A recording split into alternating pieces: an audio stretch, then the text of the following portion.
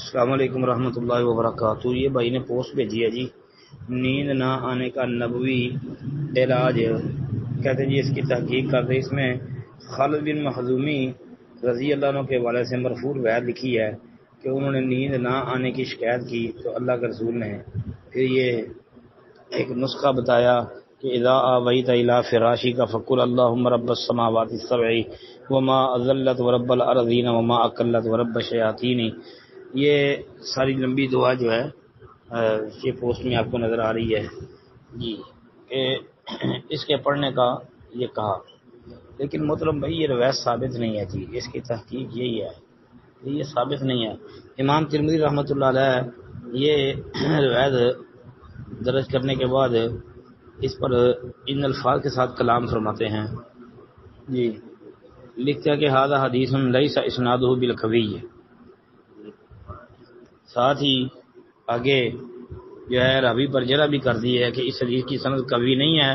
حکم بن زہیر جو اس حدیث کا ایک راوی ہے، بعض محدثین نے ان کی بیان کردہ حدیث وہ بیان ہی نہیں کرتے تھے، لیتے ہی نہیں تھے، اور یہ نبی علیہ الصلوۃ والسلام سے ایک دوسری سند سے مرسل طریق سے بھی آئی ہے۔ یہ امام ترمذی فرما رہے ہیں کہ یہ مرسل بھی بیان کی گئی ہے، یعنی اس پر بحث کرتے ہوئے فرماتے ہیں کہ ھذا الحدیث عن النبی مرسلا من غیر ھذا الوجہ، اس سند کے علاوہ اور سند سے یہ مرسل بھی بیان کی گئی ہے۔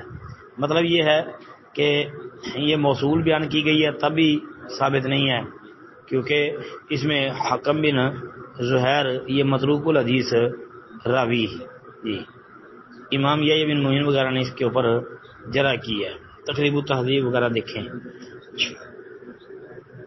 اور مرسل بھی ہے، اور مرسل محدثین کے نزدیک ضعیف ہوتی ہے، لہذا یہ روایت ثابت نہیں ہے جی۔ السلام علیکم ورحمۃ اللہ۔ وعلیکم السلام ورحمۃ اللہ وبرکاتہ۔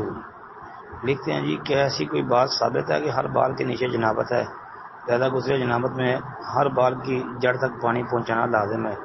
ہاں جی، روایتیں تو کئی آتی ہیں، بعض روایتوں پر تو ائمہ محدثین نے جرح بھی کی ہے، بعض روایتیں جو ہیں معلول اور بعض ثابت بھی ہیں۔ مطلب سنن ابن ماجہ میں ایک حدیث ہے 598 نمبر، یہ روایت مختلف ہی ہے، اس میں تو اہل علم کا اختلاف ہے جی۔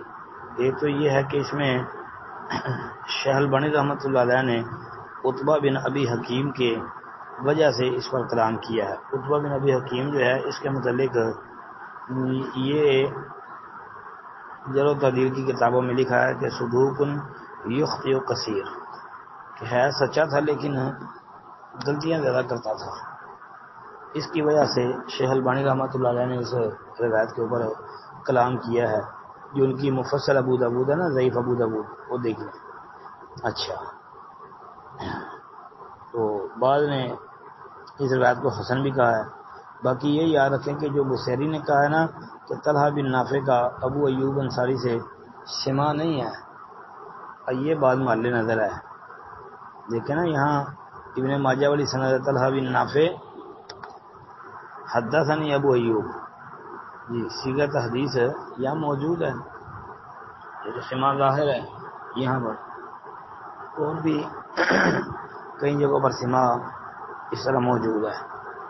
تو بہرحال شیخ زبیر رضی رحمۃ اللہ علیہ نے اس روایت کو حسن قرار دیا ہے۔ السلام علیکم ورحمۃ اللہ۔